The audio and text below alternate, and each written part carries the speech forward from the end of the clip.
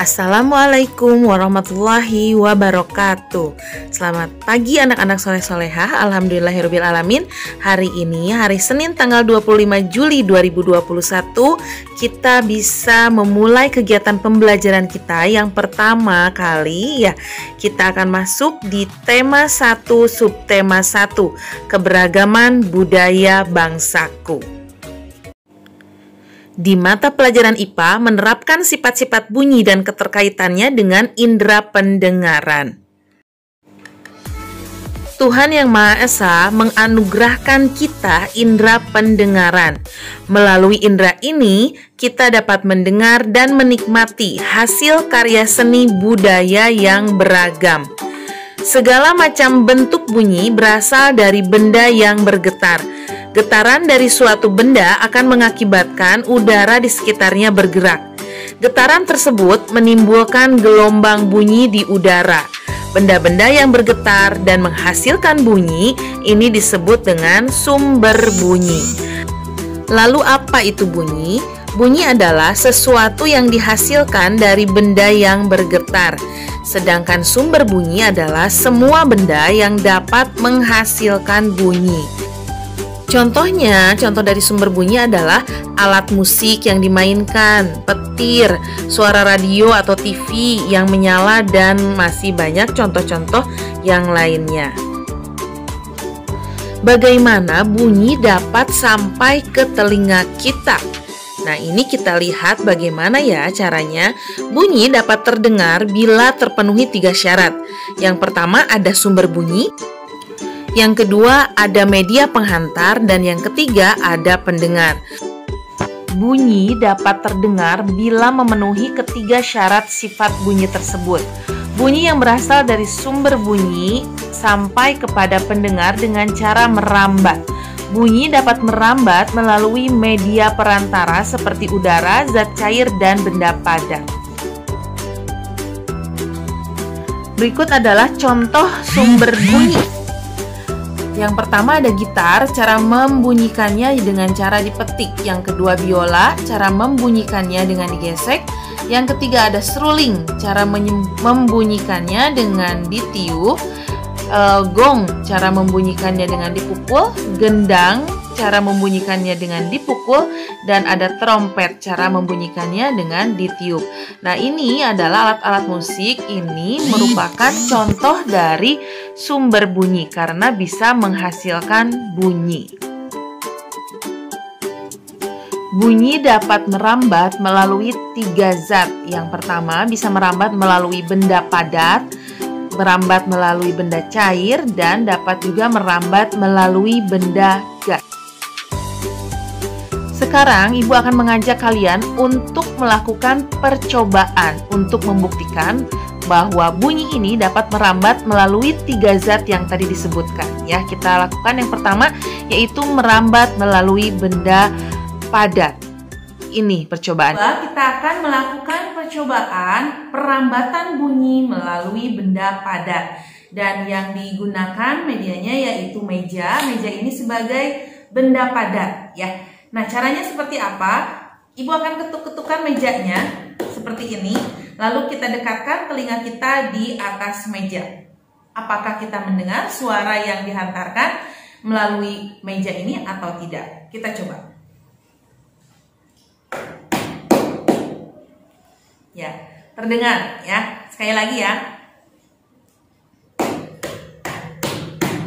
Nah, ternyata bunyi itu bisa sampai di telinga kita. Ini lebih bagus jika dipraktekannya itu dari jauh. Misalnya dari meja yang ujung itu, ibu di sini, ada yang memukul dari sana gitu ya. Sumber bunyinya dari sana, ibu di sini. Nah, itu akan terdengar. Ini membuktikan bahwa bunyi bisa merambat melalui benda padat. Percobaan kedua yaitu membuktikan bahwa bunyi dapat merambat melalui benda cair.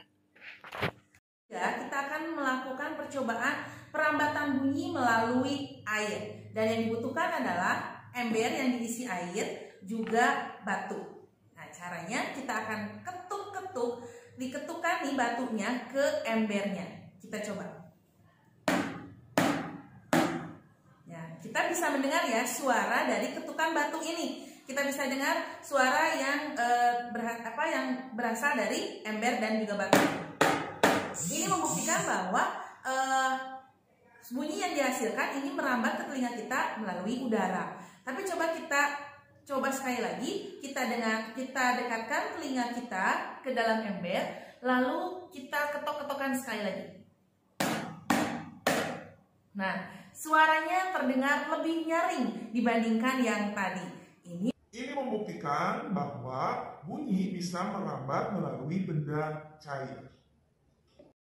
Percobaan yang ketiga yaitu kita buktikan bahwa bunyi dapat merambat melalui benda gas. Suara dari sumber bunyi merambat melalui udara. Udara termasuk benda gas. Gelombang getaran tersebut sampai pada telinga kita. Saat kita berada di ruangan hampa udara, bunyi tidak dapat terdengar karena udara yang menjadi penghantar bunyi tidak ada. Contoh bunyi merambat melalui gas, kita mendengar suara seseorang yang sedang berbicara dengan kita di dalam ruangan. Nah, itu adalah contohnya. Kita coba percobaannya ya, yang ketiga. Kita akan melakukan percobaan perambatan bunyi. Nah, perambatan bunyi melalui udara ya. Kita coba. Ini Ibu menggunakan laptop ya. Nah, kita akan lakukan percobaannya dengan menyalakan musik di laptop ini. Kita playkan musiknya dari laptop ini. Ya. Apakah terdengar suaranya? Ya, ini terdengar suaranya karena bunyi dari laptop ini dihantarkan ke telinga kita oleh udara. Nah, ini membuktikan bahwa bunyi itu merambat melalui udara. Dan apa yang terjadi kalau Ibu menjauh dari laptop ini nih? Coba kita buktikan ya. Kita akan menjauh dari laptop ini. Nah, kita menjauh ke sini, ke ujung. Nah, dengan posisi jauh seperti ini, apakah kita masih bisa mendengar bunyi yang dihasilkan dari laptop? Masih ya? Nah, ini suaranya masih bisa kita dengar. Ini terjadi karena ada udara di ruangan ini yang menghantarkan bunyi dari laptop itu ke telinga Ibu. Nah, ini sekali lagi membuktikan bahwa bunyi merambat melalui udara.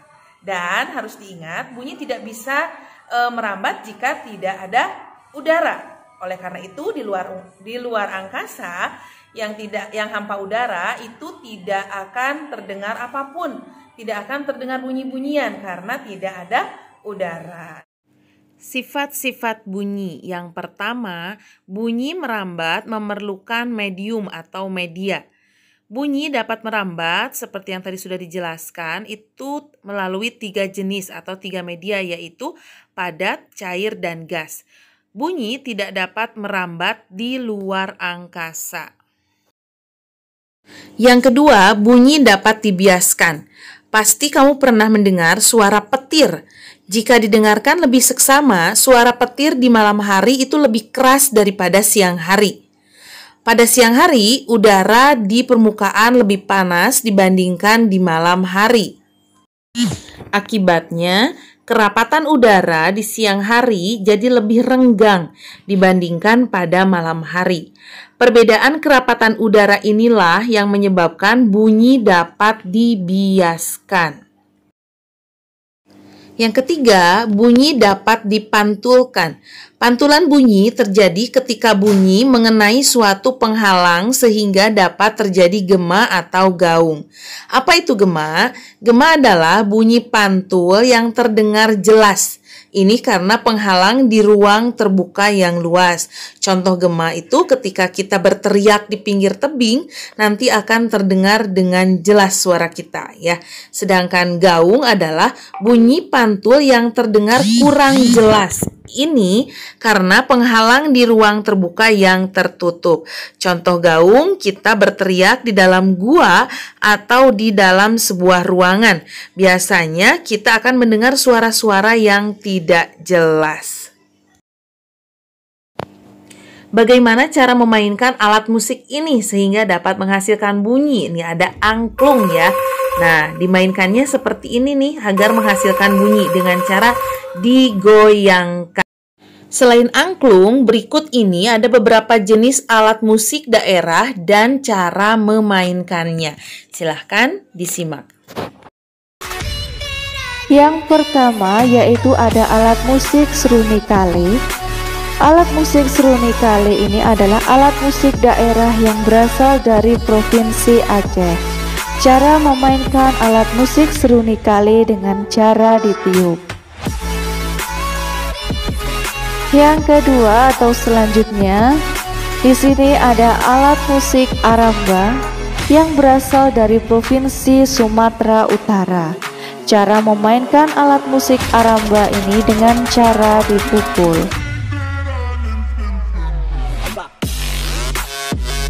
Yang ketiga yaitu ada alat musik saluang yang berasal dari Provinsi Sumatera Barat.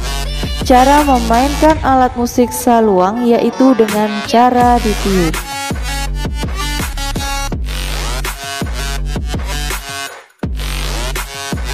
Berikutnya ada alat musik gambus. Alat musik gambus ini adalah alat musik tradisional yang berasal dari Provinsi Riau. Cara memainkan alat musik gambus yaitu dengan cara dipetik.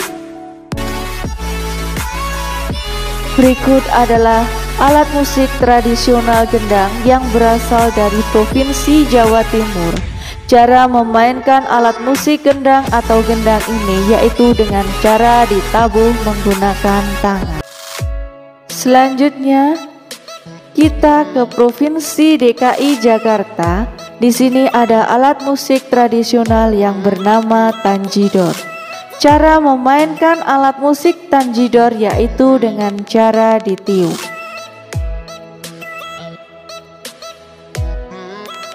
Berikut adalah alat musik daerah yang bernama kolintang. Kolintang berasal dari Provinsi Sulawesi Utara. Cara memainkan alat musik kolintang yaitu dengan cara dipukul. Ya, kita sudah sampai kepada tugas ya. Silahkan amati benda-benda yang ada di sekitar kalian. Lalu ambillah 5 benda yang kamu anggap sebagai sumber bunyi. Pastikan bahwa benda yang kamu temukan ini berbeda ya cara membunyikannya. Ada yang ditiup misalnya, digesek, dipetik, dipukul, atau ditekan. Lalu silahkan kalian buat sebuah tabel seperti yang ada di gambar nih ya. Catat hasil pengamatan pada tabel seperti contoh yang dibuat pada buku tulis ya, ditulis seperti contoh. Alhamdulillahirrabbilalamin, selesai juga pembahasan untuk materi hari ini. Kita bertemu lagi besok di materi yang selanjutnya. Wassalamualaikum warahmatullahi wabarakatuh.